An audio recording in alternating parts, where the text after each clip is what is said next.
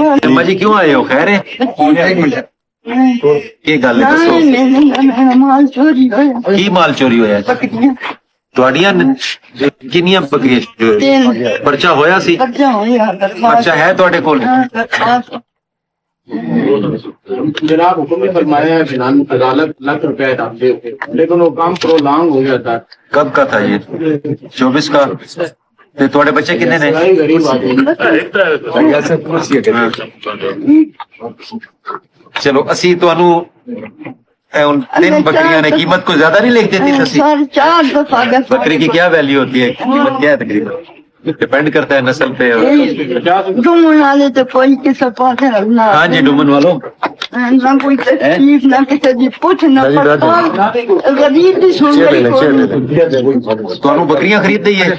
जो मर्जी ये नानी ड्यूटी का लगा ਚਲੋ ਅਸੀਂ ਤੁਹਾਨੂੰ ਨਾ ਅਸੀਂ ਤੁਹਾਨੂੰ 2 ਬੱਕਰੀਆਂ ਖਰੀਦ ਕੇ ਦੇ ਦੇ। ठीक है जी। आपने खरीदनी मैंने खरीदनी है मैं दस हो ना इन्होंने ਅਸੀਂ ना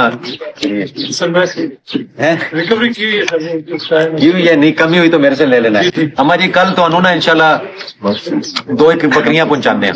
ठीक है हाथ जोड़ने की कोई जरूरत नहीं। मैं छाड़ दो बेटा इंतजाम बेटे उनके हो गया नाम नोट करें जी। अम्मा जी हो गया हुक्म हो गया इंशाल्लाह हो जाएगा।